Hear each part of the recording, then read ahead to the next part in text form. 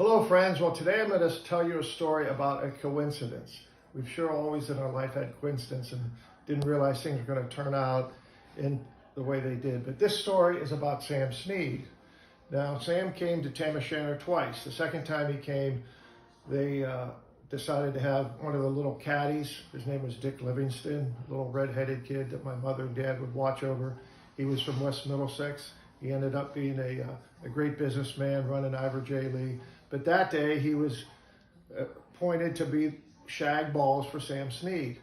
Well, if you don't know what shagging balls means, what that means is in the old days you would have a caddy go out into the field and the player would hit his balls and the caddy would run out there and pick up the balls long before the day of driving ranges or practice facilities.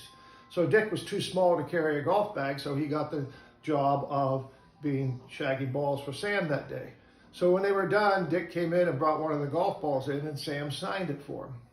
So 50 years later or so, Dick comes to me one day and says, hey, he goes, I would like to get Sam Snead to sign this ball again. It's old, it's yellow, and it was in a plastic bag and you could barely see his signature on there.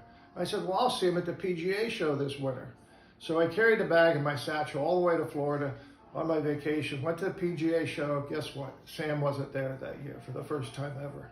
So we come back home and I see Dick in like March or April. He goes, hey, did you get my golf ball signed? I said, you wouldn't believe it. Sam wasn't there. I said, but I'm going to the Sam Snead Festival in July in a Pro-Am and I'll take it with me. And Sam's there all the time during the tournament for 4 days. I'll get him to sign it then. So sure enough, we're driving down the road in July to go to the Sam Snead Festival. I forgot the golf ball. And I said to my wife, Kim, I said, I forgot the golf ball. She goes, no, you didn't. I put it in your suitcase. So we get to the Greenbrier. We're there. First day, Sam was running around playing. We saw him. I said, you know, I'm not going to bother him to sign a golf ball. And then we looked on the list, and the last night, every Pro-Am team got to get a picture with Sam Snead on the first tee at the Old White. So guess what? We're the first ones to go at 6 o'clock. So I said, it's perfect. I'll carry the ball down with me. So I carried it with me for 4 days. We go down to the tee. We're standing there. We're ready to get our picture taken. I said, Sam, I said, I'd like you to sign this golf ball for me. And he goes, oh, I don't sign golf balls anymore. Well, he was 81 or 82 at that time. And his hands were kind of shaking a little bit, probably from hitting too many golf balls all his life.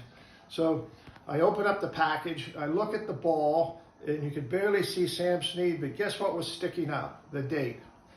The date was July 12th, 1951. Guess what this day was? July 12th, 2001. So it was 50 years to the exact day. Guess what time it was? 6 o'clock. Guess what time the exhibition started? 6 o'clock. Quite a coincidence. So I said to Sam, I said, look, you signed this ball 50 years ago today. He goes, okay.